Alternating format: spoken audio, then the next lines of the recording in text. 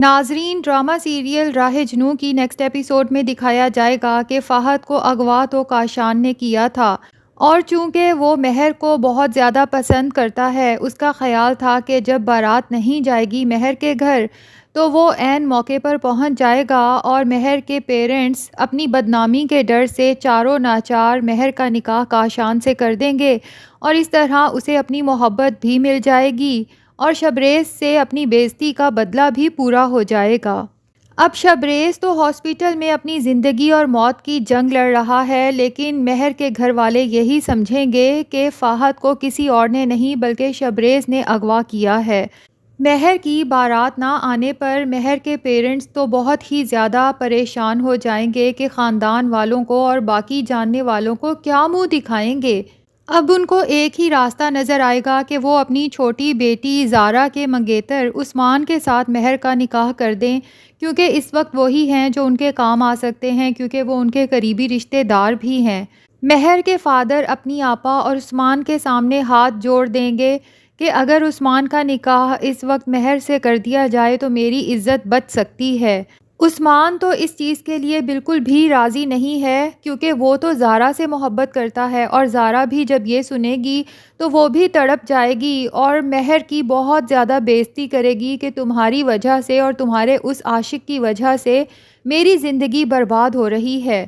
لیکن مہر کے فادر کے بہت زیادہ انسسٹ کرنے پر عثمان کی ماں اسے علیحدگی میں جا کر کہے گی کہ ہمیں تو اس دولت سے سروکار ہے جو ہمارے گھر آنی چاہیے، چاہے وہ زارا کے ساتھ آئے یا مہر کے ساتھ، اور اگر تم اس وقت مہر سے نکاح کر لیتے ہو تو مہر کے فادر ساری زندگی تمہارے احسان مند رہیں گے، اس طرح ہمیں ڈبل فائدہ ہو سکتا ہے۔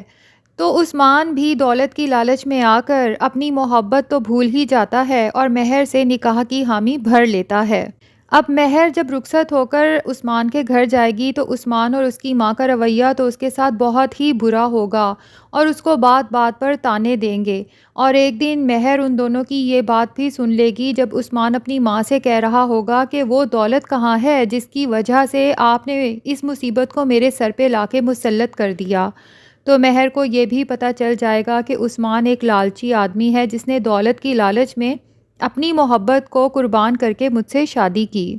مہر کی ماں جب اسے ملنے آئے گی تو اسے سمجھائے گی کہ اب ہماری عزت کی لاج رکھنا، عثمان کو اور اس کی ماں کو کبھی تم سے کوئی شکایت نہیں ہونی چاہیے، اور اپنے اس عاشق کو بھی بھول جانا، اب اس کا تمہاری زندگی میں کبھی کوئی عمل دخل نہیں ہونا چاہیے۔ لیکن مہر تو ہر وقت شبریز کو یاد کرے گی، کیونکہ اس کا دل کہہ رہا ہے کہ شبریز کسی مشکل میں ہے یا کسی بہت بڑی پریشانی میں ہے۔ دوسری طرف شبریز کے ماں باپ بھی شبریز کی یہ حالت دیکھ کر بہت زیادہ نادم ہوں گے۔ ہو سکتا ہے کہ وہ یہ بھی سوچ رہے ہوں کہ کاش وہ شبریز کی بات مان جاتے اور مہر کے گھر عزت سے رشتہ لینے چلے جاتے تو آج ان کے بیٹے کی یہ حالت نہ ہوتی، کیونکہ شبریز کو اپنے ماں باپ سے ہمیشہ سے ہی شکایت رہی ہے کہ جو چیز بھی شبریز کو چاہیے تھی اس کے ماں باپ نے اسے نہیں دی، اور شبریز تو اب اپنی زندگی ختم کرنے جا رہا تھا، لیکن مہر نے آ کر اسے مرنے سے روکا، اور اب شبریز کی صرف ایک ہی خواہش تھی کہ اس کے ماں باپ مہر کو اس کی زندگی میں شامل کر دیں تو وہ اپنی تمام پرانی شکایات بھول جائے گا۔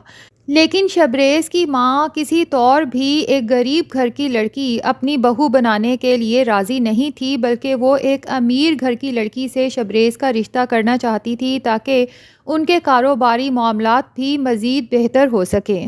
اپنے بیٹے کی خوشیاں، اپنے بیٹے کی زندگی شبریز کے ماں باپ دولت کے عوض بیچنا چاہتے تھے، لیکن یہ ممکن نہیں ہو سکا، اور ان کا بیٹا آج اس حالت میں ہاسپٹل میں انکانشیس پڑا ہے۔ ڈاکٹر جب یہ آ کے بتائے گا کہ شبریز کوما میں چلا گیا ہے تو شبریز کی ماں کا دل تو سمجھو مٹھی میں جکڑا جائے گا۔ وہ ڈاکٹر سے پوچھے گی کہ شبریز کوما سے کب واپس آ سکتا ہے۔ ڈاکٹر کہے گا کہ کچھ کہہ نہیں سکتے، سالوں بھی لگ سکتے ہیں، مہینوں بھی، اور کچھ دنوں میں بھی شبریز کوما سے واپس آ سکتا ہے۔ اب یہ بھی ممکن ہے کہ اس سب کے بعد شبریز کی ماں مہر کے گھر جائے اور اپنے کیے پر نادم ہو کر ان سے معافی مانگے، لیکن اب کوئی فائدہ نہیں، کیونکہ مہر کا تو نکاح ہو چکا ہے۔ شبریز بھی جب کوما سے واپس آئے گا تو اس کے دماغ اور زبان پر ایک ہی نام ہوگا، مہر۔ اب جب شبریز ہوش کی دنیا میں واپس آئے گا اور اسے پتہ چلے گا کہ مہر کا نکاح تو اس کے کزن عثمان کے ساتھ ہو گیا ہے تو پتہ نہیں اس کے دل پر کیا گزرے گی۔